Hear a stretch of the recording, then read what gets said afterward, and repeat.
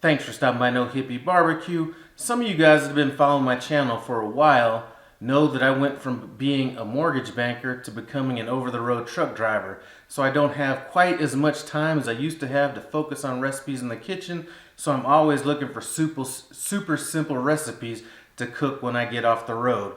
Now I have a football party I need to be going to a little bit later on today, and I've been looking for a recipe that wouldn't take too many ingredients and not a lot of time to come up with, and this is a recipe I think is going to fit that bill. So what I'm going to be making in this video is going to be an artichoke spinach dip, something super easy.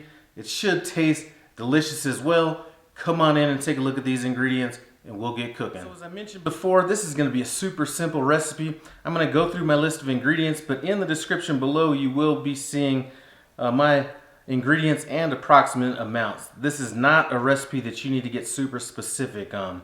Now what I'm going to be starting off with is some quartered artichoke hearts, and I'm going to leave you could chop these up a little bit more if you want, but as I stir these in they will break up a little bit. I drained off the liquid, so we're left with about 16 ounces of that.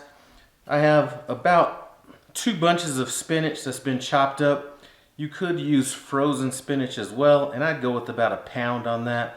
Since I'm using the fresh spinach, I am going to be cooking this for about 10 minutes longer than I normally would if I was using frozen spinach, so keep that in mind when you look at the description below. I'm using just seasoning, very basic, salt, and then I have a 5 count pepper blend, basically just 5 different peppers that have been grinded up.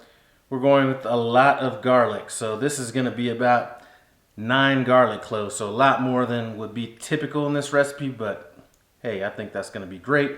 We have some sour cream, 8 ounces of sour cream, 8 ounces of mayonnaise, and 8 ounces of cream cheese, and we're going to be eyeballing some Parmesan Romano cheese.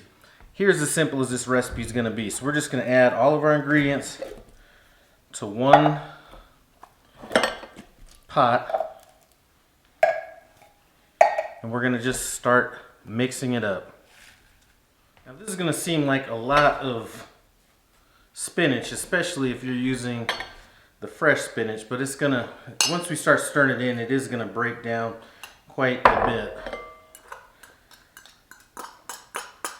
Like I said, I'm going with a lot of garlic. Let's go with our seasoning.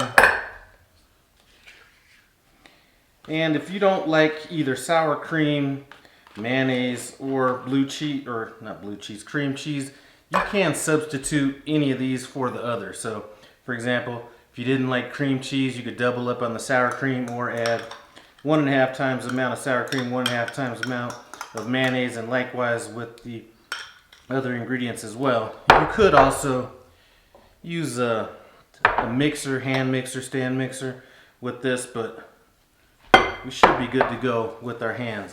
Like I said, I'm going to be eyeballing this Parmesan. I know I'm looking for about 8 ounces, and we're going to save some of this for the top. And we're just going to stir this in until it gets completely incorporated. Okay, that is incorporated nicely. I'm going to get a couple dishes over here, and we're going to add our mixture to these casserole dishes. So what I have is I have a full casserole dish. I have kind of one of these little miniature casserole dishes, and then I'm probably just going to keep this for the house, but these are little individual ramekins. If you have something like this, this would be perfect for a nice individual size serving. So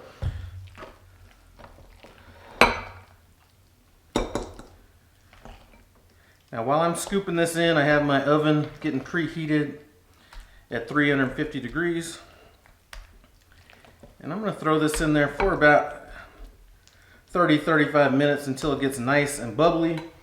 We are going to top this with some Parmesan cheese. Now I'm just using the cheap Parmesan Romano cheese. You know, get as expensive as you want. I'm just trying to use up ingredients that I have left around the house. And you can go as generous or light as you want on that.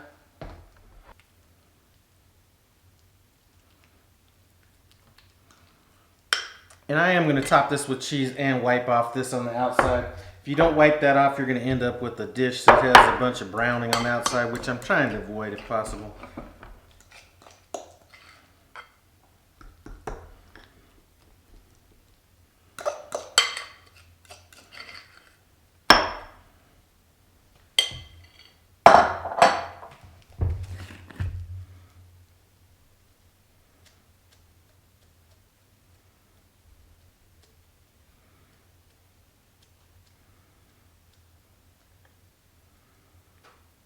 Alright guys, 350 degrees for about 30 minutes, which is about 10 minutes longer than if I was using frozen spinach. So keep that in mind if you're using frozen spinach.